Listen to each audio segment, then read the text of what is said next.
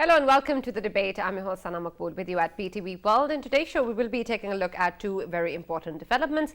One is, of course, with reference to what is going on regarding the political situation of the country. We have seen that in the aftermath of May 9th, a number of political leaders of Pakistan Tehreek-e-Insaf announced that they're either leaving politics or the party. And this is important in terms of the recent developments regarding reports or rumors around whether or not a different faction of PTI is going to emerge, or if some political leaders are looking to form perhaps a new party or a new bloc, which does not include the former PTI chair, the former Prime Minister and the PTI chairman.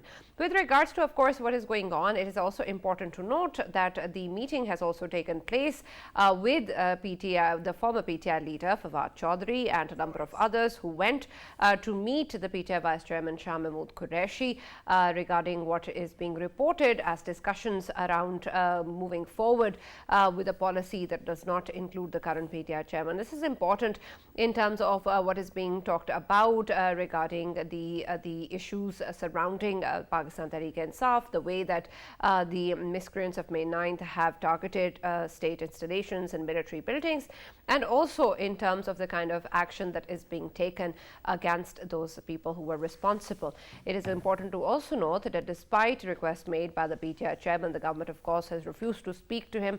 And this is important also in terms of rumors around any sort of negotiations taking place with the political leadership of PTI. We know that the son of Shah Mahmood Qureshi in a tweet clarified the stance of the PTI Vice Chairman Shah Mahmood Qureshi, claiming that he is not going to be part of anything that is according to any sort of greed or any personal interest, but will and has always been a part of any political party on the basis of principles and ideology, and that is what he's going to stick to.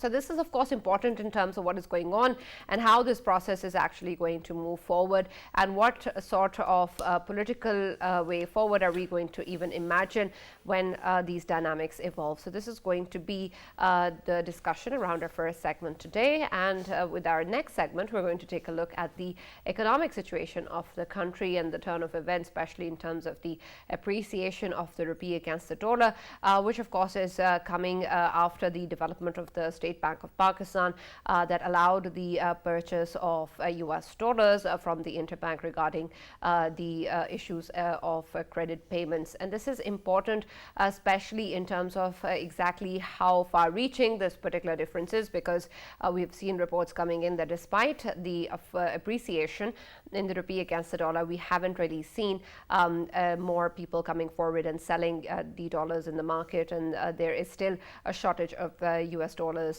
in the open market. And this is important in terms of whether or not this change is going to significantly impact the value of the rupee, and whether or not it is going to be short-lived, and how exactly will this then impact the economy. At the same time, we also know that the government has announced a reduction in petrol prices.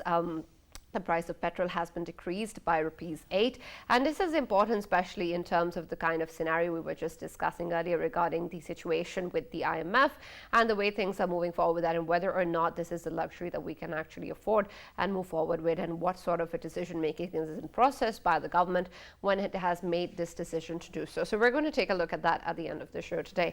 For this and more, as always, in the studios, I've been joined by senior analyst Farrukh Pitafi, and we've also been joined by our guests online for our first segment, Mr. Zulfikar Ali Bader, leader PPP, and Mr. Muneeb Qadir, who's a political analyst. Thank you very much, gentlemen, for being a part of the discussion today. Zulfikar Sahab, I'll start with you with what is going on, of course, with Pakistan Tehreek-e-Insaf in a press talk since announcing his decision to leave politics. And PTI, Mr. Fawad Chaudhry, spoke to the media, spoke about how there is a need for a strong opposition against the current political ruling elite, and that for that, of course, there are discussions going on. And of course, he didn't really point out as to what was the agenda with regards to his meeting with the vice chairman PTI, but of course it seems to be that that is the objective. He also talked about a number of other leaders that he met, one of which was also Asad Umar, who then later denied that he's not active in any part that Mr. Fawad Chaudhry is playing. What do you think is really going on, given the current scenario and the kind of rumors that are abuzz as to what is going on, and whether or not we will be seeing an emergence of a different faction or a different political party coming in from Mr. Fawad Chaudhry and his allies? Bismillah ar-Rahman ar-Rahim. Thank you very much, Sana, for inviting me to your show.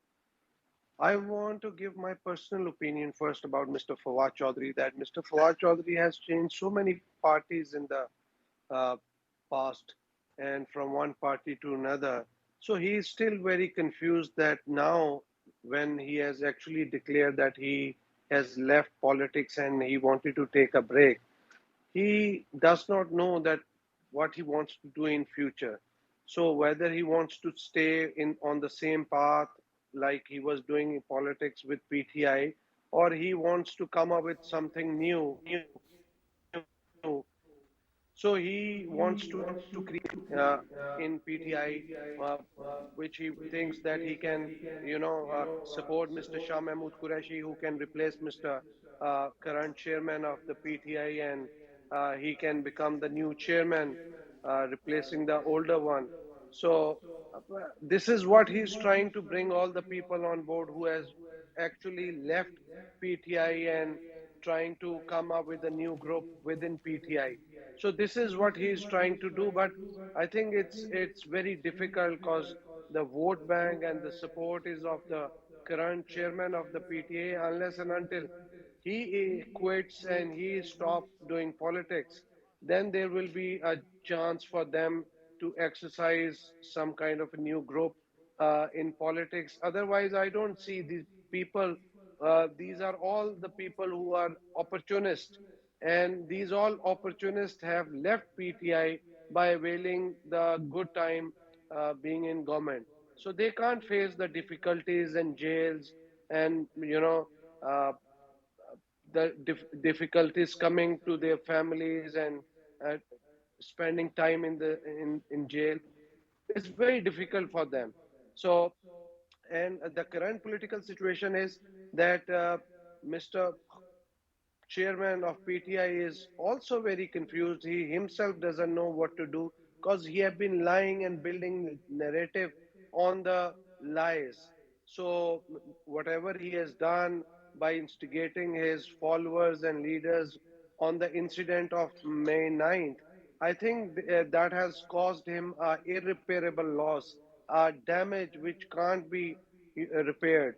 So uh, he just want that whatever has happened back in 2018, the way the people who matter have brought him in the power, he again wants that he should get in touch with the establishment and same terms and condition on which he was brought back in power. He wants that facilitation from the people who matters.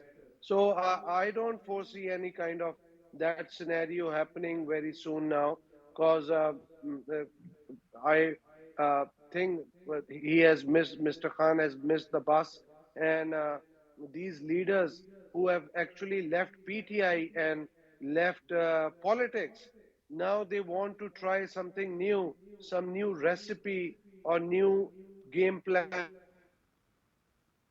which can the politics of Pakistan, and they can get a new role in the politics of Hmm. Pakistan. Right. Zulfikar Sahab, we're experiencing some difficulty hearing you, but we'll get back to you and understand the point that you were trying to make.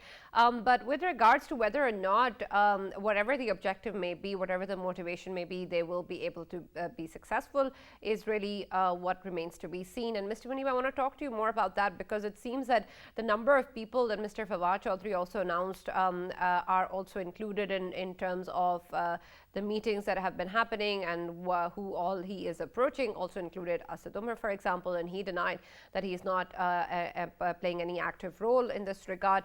And of course, that puts question marks to others as well. And we've heard the son of Mr. Shah Mahmood Qureshi also speaking and clarifying that that his father is going to stick to his ideology and principles. So, in light of what is going on and how the situation is evolving in the turn of events, do you think that Mr. Fawad Chaudhry and his supporters are going to be actually successful in forming some sort of a bloc or some other party or a faction of PTI? Fawad Chaudhry's approach just reeks of immense desperation. It just highlights the fact, that he's been tried and tested in every single political party. That's what he does. He moves from one political party to another, and so there's a huge trust deficit when it comes to Fawad Chaudhry. No party really trusts him any longer. And I mean, just recently he said, whilst resigning from PTI, that he is taking a break from politics. What kind of a break was this? Hardly lasted. I mean, hardly even lasted for a week. And now he's back, and now he's trying to lobby and canvas support from other PTI leaders. Somehow, the assumption is that he's asking those PTI members left behind to join him in, I don't know whether a new faction or a new party that he has envisaged. But the fact of the matter is that PTI was based on cult of personality, which means that minus the chairman, all these people on their own, they cannot run a political party. They cannot even run a political campaign successfully. I mean, they just had to go to jail for a few days, and that's when their politics ran out of steam, and they came to the conclusion that, oh, we are resigning. So initially, they presented themselves as revolutionaries, failed at that, tried playing politics, but that's the thing, they never knew how to play conventional politics. Their politics was all based on demonstrating street power, which backfired miserably when they tried changing the rate of the state on 9th May. And now it's going to, the consequences of what they had done, and those consequences are haunting them, that now they are left nowhere. They're not in mainstream politics any longer. They are not even electables, as they say. They're not even electable. So on their own, they're just going to be trying. They're just going to be making noise. They're just trying to be holding press conferences right, left, and center. But I mean, unfortunately for them, for people like Fawad Chaudhry, it's embarrassment and series of embarrassment. What with Mr. Asad Kesso also having tweeted that he's going to stick to PTI, and also, as you've mentioned, Mr. Shah Mahmood Qureshi's son also tweeting to the same effect. So it's embarrassing, really. And also, the PTI chairman, he's just recently formed a committee to negotiate with the government, but there are no takers. Nobody wants to negotiate with him. So I think all these people are desperately trying to gain credibility, legitimacy within the political domain once again. But that's the tragedy, that they have to face now. That they are very much the authors of their own misfortune. Nobody trusts them any longer, and certainly not as mainstream political players who play by the rule book. They have violated every single rule there is in the book, every single rule there is in the law and the constitution. I'm sorry, you cannot enter into political negotiations or political agreements with these people. Absolutely. And I want to understand a bit further, Farrukh, in terms of how political dynamics shift or how political parties react and normally function without putting in too much moral policing in terms of whether somebody is doing a shameful act or should be embarrassed about it. Because I want to understand in terms of what has happened, how people have accepted or talked about how they want to leave PTI based on whatever reasons. And then if they're lobbying for any sort of support from other PTI leadership, is there really something that is going on which is perhaps immoral or something that can be that these people can be politically held accountable to? Right, Sana, I think that I'm slightly going to disagree with the skepticism of other panelists, because it is important to understand the moment in which we are. I understand this question regarding accountability and whether a person comes out of jail, says sorry, leaves the party, and all of a sudden he becomes an angel. That is a big question, right? This is what you are talking about.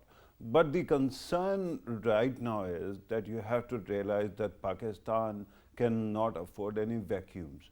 if there's a major political party, somebody kept on pumping air into it, and then it became humongous. And one fine day, it totally collapses. Most of its electables, and by the way, everybody, including Fawad Chaudhry, are electable. Fawad Chaudhry comes from a political family. He is not an upstart, right? Similarly, others also are also electables. So all these electables, one by one, leave the party. Then there is the question of the party's chief, who seems to have abandoned all moral responsibility for the people who have been apprehended. And I'm talking about perhaps not only the people who might have been part of arson or any kind of these anti-state activities, but peaceful protesters who were standing there and got caught, right? So somebody has to actually raise voice for them. The former guy keeps on talking about himself and his wife, so who is going to talk about these people? Now that so many people have come out of the party, that PTI, and they are sitting on the sidelines, they have to start thinking of something to do in the coming days. They are politicians after all. And there are two ways possible.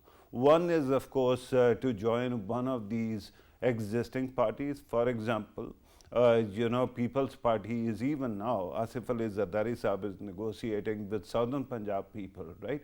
And they are going to be absorbed into People's Party, I think. Similarly, Jahangir Tareen is trying to create his own party. And we don't know what becomes of that, but that is also a factor. And finally, these people who think that they cannot go for any existing grouping because if they go for that, they will lose credibility. And we have seen example of that when a lot of people, 20 people actually fought from a by-election in Punjab, from Punjab actually, and they lost, 10 of them lost. So after that, they must have thought that there is a vacuum that they can fill. For example, they can raise voice for the people who have been apprehended without due process. And there are people that keep on accusing that there was lack of due process, at least in certain cases, right? Lahore High Court has said something of the sort. Then, of course, the idea that somehow to preserve the party, I believe that the party's chairman currently, whatever he's negotiating, is after the fact, and it is an attempt to seek an exit strategy. That means that he thinks that he is going to be tried in courts, perhaps military courts, and somehow he needs a safe passage. So I don't think at this moment he is too much moved by the concerns of PTI. All this bluster about anybody who has the ticket of PTI winning the elections, I don't think that is going to happen. Yeah. You're talking about a province of Punjab, where usually parties or voters actually align with the establishment of the state of Pakistan. So that becomes a big problem. Now I think that everything is in the air, but that is because we are seeing a collapse of a major political party that was ruling the country until 1 year ago. And that party, that vacuum will be filled by certain people, and those who have been displaced might be trying to come together and find a way to keep the party intact and the vote bank intact and ensure that the people who are apprehended and who have slightly lesser charges against them, they can be freed also. Right, and Zulfikar Sahab, this is an important point, especially in terms of what decision exists with regards to the PPP or the PMLN in terms of anybody who's left the PTI wanting to join one of these parties, especially, of course, now if we look at the political dynamics with so many different, perhaps, blocs emerging or different political leaders trying to get their own way into the political arena. Of course, the factor of Mr. Jahangir Tareen and the talk about him forming his own party is also important. Do you think that what is going to be the future with regards to this disintegration of PTI is that there will be different sort of factions or different smaller parties emerging out of it, or do you think that most of them will be accepted into other political parties, or that they will combine to form a party which just excludes the current PTI chairman? What do you think is the way forward for the PTI in this regard, and then whether or not the PPP is welcome to accepting the former PTI leaders? Our party is very much ready to welcome all the people who have good credibility and character, and they have behaved very well in the past, and they have, you know, uh, no personal vendetta with other parties or uh, with personalities, and they have been uh, good in their past experience. But uh, pe- the leadership of Pakistan People's Party, they have to actually examine case to case basis what are the credibility and character of those people who would like to join Pakistan People's Party. Few of them have from South Punjab and other cities have joined People's Party yesterday when Mr. Asif Ali Zardari arrived in Lahore yesterday, and they met him and they joined it. And a few of them will be meeting and joining party in coming days as well. But regarding out of PTI, I think there will be a break-in between the PTI members, and there will be different groups coming in from PTI. Some of them leading, some members will be joining uh, by who is led by Mr. Jangir Tareen, and some of them will be making their own groups, forward groups, who will be, joining or joining hands or getting in collaboration with Pakistan People's Party or rest of the parties. So in coming days, you will see that there will be more fractions, more groups coming in from within Pakistan Tehreek-e-Insaf. So Pakistan People's Party is very much intact, ready to fight, and will be welcoming all the people who have good credibility. Uh, and few of the people will be joining other parties as well. So it depends on case to case basis and person to person what are their likes and what are their thoughts, and who do they want to join in their future prospects. And people like the opportunists and the electables. I tell you one thing, uh, there are a lot of electables who have support from the grassroots level, but I must tell you that when it comes to be electable, uh, they can't be uh, they can't be elected without the support of a political party. So there is a number of supporters. There are a number of supporters who are there to support those people. But those electables can only be elected once they will be supported by the political party. Otherwise, Right. they cannot win those seats. Right, absolutely. And I want to explore this further, but I'll go to Mr. Muneeb and ask him the question with reference to what you just said. I understand where you're coming from and what you're emphasizing on in terms of what will be the baseline of anybody who will be accepted into a political party, and of course the kind of political history or character that they have. But Mr. Muneeb, do you think in your observation or experience we have seen that that actually has been the motivation or the reason behind accepting anybody into a political party? Of course, we have elections. If they are going to happen within this year, then this is something that's also just a political decision as well, rather than the kind of focus that one would hope for in terms of the political history of any party leader. As has been pointed out by my co-panelists just now, People's Party has been welcoming from particularly South Punjab people who have recently left PTI. And I was reading, Mr. Asif Ali Zardari has been quoted that they are very much open to and willing to taking new members into People's Party, but depending on their backgrounds, I mean, there would be very strict background checks done on affiliations and outlooks and the vision of those people who are on an individual basis who are now wishing to join People's Party, for instance. But then, yes, elections are around the corner, and electables who are electables, who are, worthy of taking on in your party. That is very much the conversation right now. But at the same time, we must keep in mind that people like Fawad Chaudhry have burnt their bridges with established political parties. I mean, if he's left for the PTI, he has been bad mouthing and saying very derogatory stuff about leadership from other political parties, like the PTM political parties. He's just, said very, I would say, the kind of remarks that he's made regarding Mr. Zardari or PMN and Supremo. I don't think that people like those can, without the backing of an established political party, can find much political ground. And this is also a reflection of the very weak leadership of PTI in general and what they've done to the political landscape of Pakistan in the past few years. What they've done is, they have focused a lot on building narratives, but hardly doing any politics as such, hardly bringing about any change on the ground. I mean, they used to make tall claims of going into jail, of bringing revolution, and how they, jumped ship the moment they had to face jail, the moment they had to face consequences for their own action. And at the same time, you can't exactly blame these members who are leaving PTI, because PTI leadership, from the very top, the chairman of PTI himself, they are very much in the habit of throwing their own people under the bus when things get ugly. So, for instance, I was just listening to a recent BBC interview of the PTI chairman, where he was asked, why did you encourage your followers to say that you were their red line? Sounds like a threat. He said, well, I couldn't have stopped them. I couldn't have asked them not to call me the red line. All right.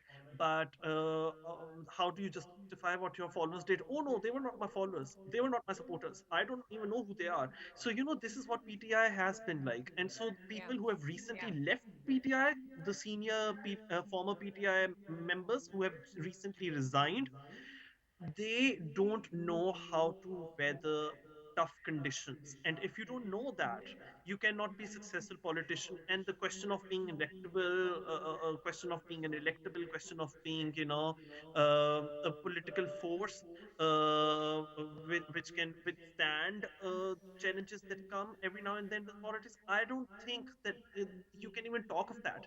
They can't even walk the talk. They cannot even, people like Fawad Chaudhry and many of the senior leadership of PTI, which has just resigned. I don't think that they are standing on very solid ground. The politics was all about making tall claims, and I'm sorry, but they have completely failed to live up to what they had been claiming. Right. Thank you very much, Mr. Muneeb Qadir, for joining us, and thank you, Zulfikar Ali Bader Saab, for being a part of the discussion. Farrukh, at the end, I have two questions with reference to what is going on and where we see the PTI evolving through. Of course, there is a lot of factors that contribute to whatever is going to happen in the future. But in terms of where we stand today, what do you think can possibly be the future of PTI? Do you think that that party can be rendered meaningless, and we won't really be seeing that evolve again, once again, into a strong force? And secondly, with reference to what we were talking about in terms of the PTI leaders that have come out of jail and spoken about the fact that May 9th is something that they condemn and that they're leaving party, the political party or politics in general, are they now absolved of all sort of responsibility from May 9th as well, and that the kind of consequences, for example, that Mr. Fawad Chaudhry said are important and legal action needs to be taken, is that not something that he is also should be facing? Right, and I love the fact that somehow you make me the arbiter of truth and justice every time when you ask me about accountability. Hey, I'm an ordinary citizen who has some opinions, and I keep on trying to share them. But let me tell you, there are two kinds of consequences. Accountability can also be translated into consequences, right? One consequence is physical and immediate, right? For example, if you keep on, you're being told by people like me that you don't poke the bear, don't poke the bear. And then you have such a vivid imagination that not only you traumatize the bear, a very powerful one, but then you end up locking yourself inside that cage with the bear without the keys, right? So what happens? Now you are at the mercy of that bear, right? What happened on May 9th? I know that we have the similar kind of situation that the US had after January 6th, that public square was flooded with too much conspiracy nonsense and garbage. And that's how you actually undermine the severity of threat that was posed that day. But the fact is that powers that be know what happened, right? And this could have seriously led to a civil war-like situation had what was in their mind had that transpired. It did not. They were misinformed. But what happens then? In the history of Pakistan, whosoever has tried to do that have never been forgiven. So your question, Sana, about PTI, can it be diminished? I think it has been diminished. Whatever has happened is final. It is not going to come back. People seem to keep on renegotiating or relitigating what happened and how things can go. But that won't happen.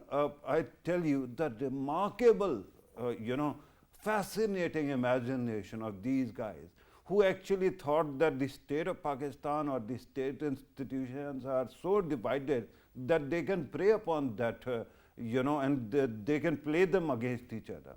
They ended up uniting everybody. And those few people who were actually in support of them are now hiding in plain sight, right? With that kind of situation, you don't get a lifeline.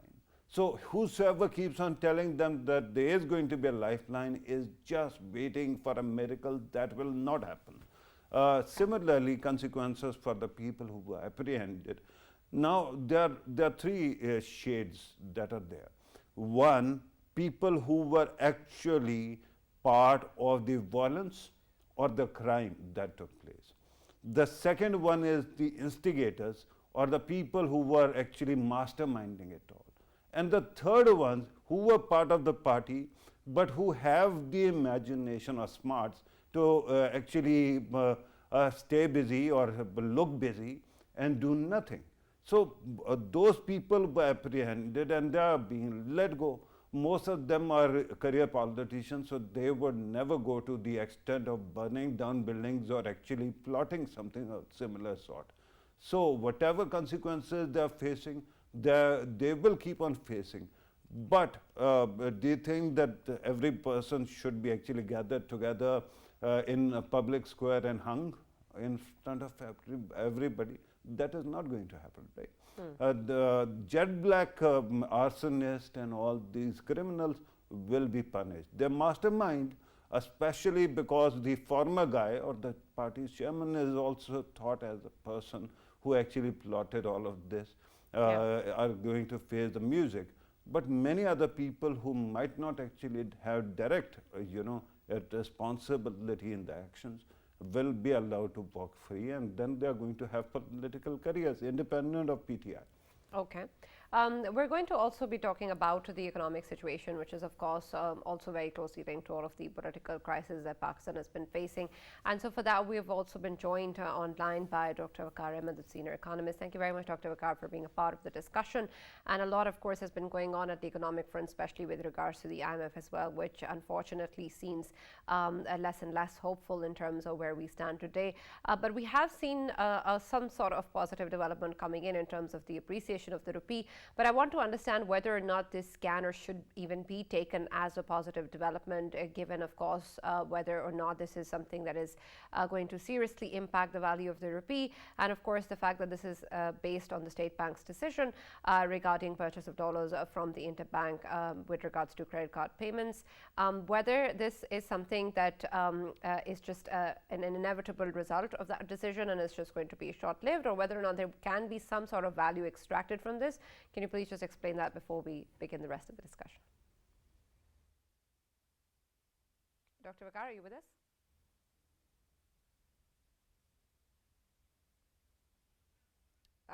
Unfortunately, I don't think that Dr. Vaqar is able to hear me, so we're going to try and get connected with him once again. But Farrukh, same question to you, since you're also our in-house economist among all of the other things. But with reference to, of course, what is going on, I want to understand, should we even be celebrating the appreciation of the rupee?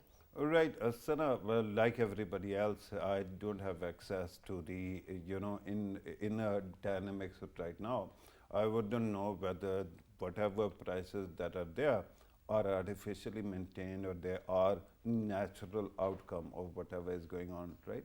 So I won't be able to actually tell you whether it is temporary or whether it is permanent. Yesterday, a few days ago, I was listening to an interview by the finance minister when he was asked about the true value of rupee right now, dollar versus rupee. So he said that in his thought, at least, dollar should be valued at 240 rupees.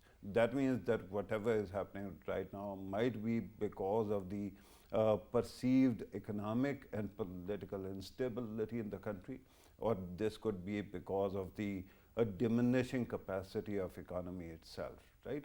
On the other side, of course, there is also a possibility that you know, there was manipulation, and this eventually proves to be very short-lived. So at this moment, we have to keep our fingers crossed. I don't personally actually believe that the declining value of dollar is the right matrix through which we should be judging the economy. There are many other parts. For example, inflation has reached 38%, which is the highest amount in South Asia.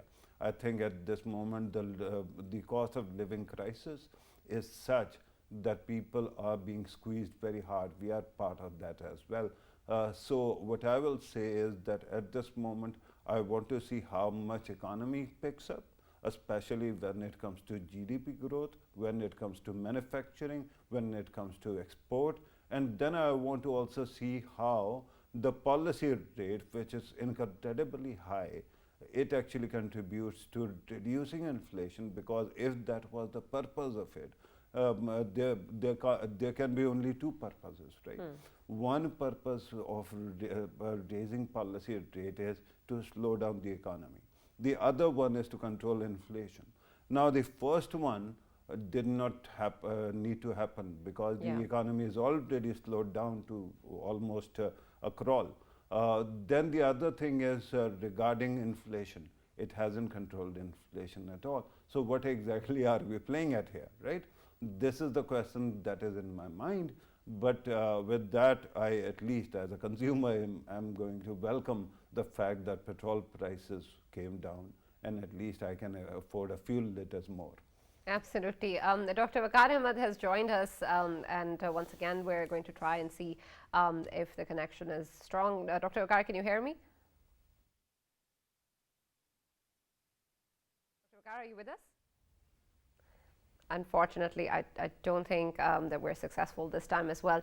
But Farrukh, with regards to the petrol prices that you mentioned, and of course, it's good news for all of us, but in terms of where we stand with the IMF, and in terms of the kind of tough measures that the government keeps on reiterating that it has had to take, and probably has to take in the future as well, and with the budget coming in soon too, do you think, and I asked you this before the show also started, that this is a luxury that we can actually afford, that the government can actually help us in this regard? Right, Sana, again, there are two or three very important dynamics at play here. One is international crude price, which was going down, but then all of a sudden, because the US actually managed to have its you know, entire bankruptcy deal that was just recently actually agreed upon between the Republican Party and the presidency. Because of that, suddenly economy is looking up, and because of that, only an hour ago, there was a jump in crude prices. So I don't know how do we actually factor that in. Then there's the issue of our exchange rate. That also you know, affects our purchase of crude products and petroleum products. So that is going to be a factor. How does this 10 rupee you know, decline of dollar affect that? And finally, regarding IMF itself, the problem right now lies with how IMF actually, you know, fails to come to any kind of agreement with the government of Pakistan. Yesterday, when we were talking about economy, I told you that while we have come a long way in reforming the economy, and we have shown the willingness to do it, if we are left to our own devices, and if IMF does not actually sign an agreement, there is a serious chance of relapse, because that is how you actually compensate for the expectations of the people. So what if tomorrow government of Pakistan actually takes this price back to 150, 160? That becomes a problem internationally. Remember that then there's the bloc politics as well. We have neighbors. Iran, until recently, was kind of untouchable, and now we have started creating some kind of ways to actually get energy from them. Similarly, Russia, had it not been India's backdoor, black marketing, through which they kept on actually buying Russian oil and selling it to Europe and elsewhere. Had that not been so, and had the US been not adamant to grant a lot of leeway to India, perhaps we could not also get any kind of agreement from between Pakistan and Russia without raising international red flags. So at this moment, everything is up in the air until IMF actually steps forward, steps to the plate, and solves this dispute, which seems to be a dispute now between Pakistan and IMF. Right, and I believe Dr. Vaqar Ahmed has joined us once again. That's at least what I've been told, and I hope, Dr. Vaqar, that you can hear me this time around. Yes, thank you. Welcome to the debate. We're going to be talking, of course, about the decisions with regards to the petrol prices and, of course, the appreciation of the rupee. And Farrukh has given his own input with regards to where we stand today. But I want to also understand whether or not, if we're looking at the broader terms and the context of where we stand with the IMF, that this is something that we'll be able to also see, especially with regards to the budget announcement as well. And how do you think that this is then going to impact the way that the government plans to move forward? Yes, thank you very much. I think a couple of good things here. First, in case of petrol prices, in case of the value of currency, the government is restraining from any intervention in the market, which is what the IMF and our other partners wants to see, that the forces of demand and supply should be at play, and there shouldn't be any artificial intervention in the market. So that's one.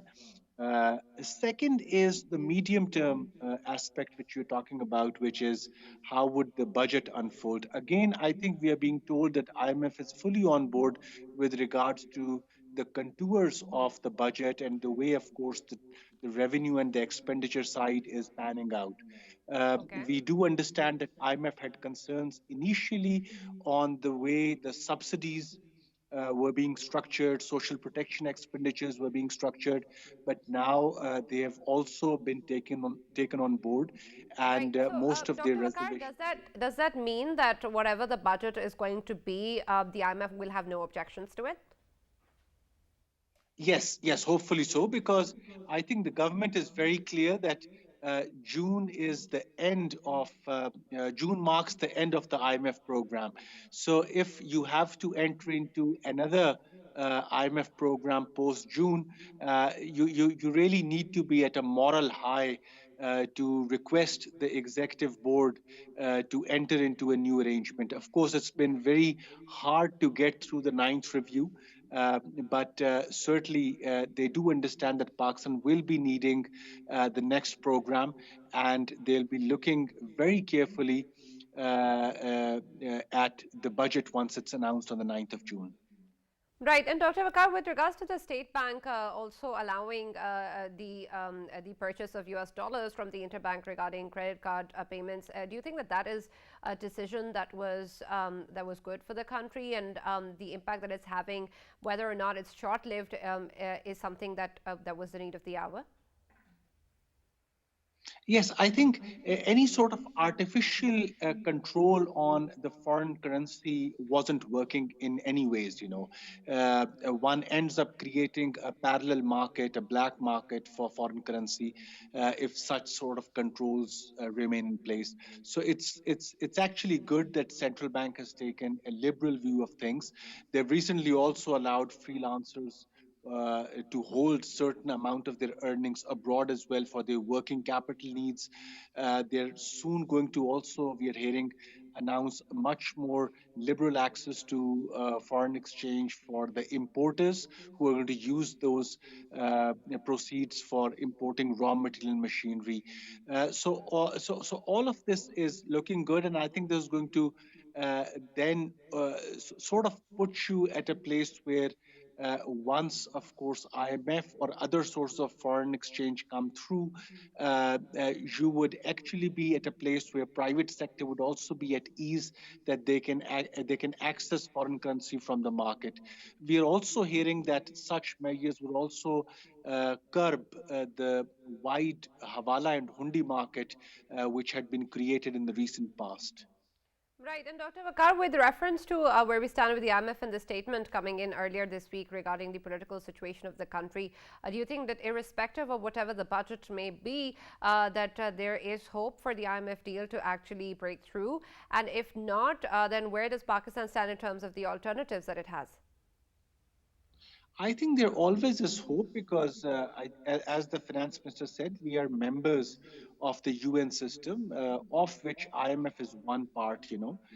So IMF is like a doctor; it has to come in to help the patient. I know the timing is of essence over here, and certainly there was a trust deficit issue as well because there were things that the past governments had to accomplish and they didn't. But hopefully now that trust deficit is gradually being worked upon, things are, I think, on the right track, and I think this is the way to go. When people talk about Plan B, Plan B can only be a second best option. If you want to access international markets, if you want to invite foreign investors into your country, it has to be with the support of IMF, giving you that letter of intent or giving you that oversight with which the foreign investors, including the Chinese investors, feel that ease. So Plan B, we shouldn't even be thinking about it. That's only going to be a second best option. By the way, we are already in Plan B. Where we are looking at friendly countries to support us, but these are going to be very short-lived measures, maybe a quarter or two. Ultimately, it is the fund that unlocks most of your capital, which is lying with your multilateral and bilateral partners. Right, Dr. Saab, the only reason we have brought up the Plan B is that the Minister of State has actually also raised this issue that there is a Plan B in sight or in place. But regarding the ninth review, are you optimistic at all that we still can actually gain some momentum and conclude it? Given the timing, I mean, with less than, I would say, 30 days left, I wouldn't say that I'm now looking at ninth review being the key achievement that we are going to hear in the next few days. What I would at least like to see is a roadmap which IMF and the finance division put together for the post-June new fund program. And this is what we have heard today in the evening as well, that Prime Minister has already asked the economic team, including Dr. Aisha Was Pasha, to start working on the contours of the next bailout package. Right. Thank you very much, Dr. Vaqar Ahmed, for joining us and being a part of the discussion. Thank you, Farrukh, for always being part of the debate.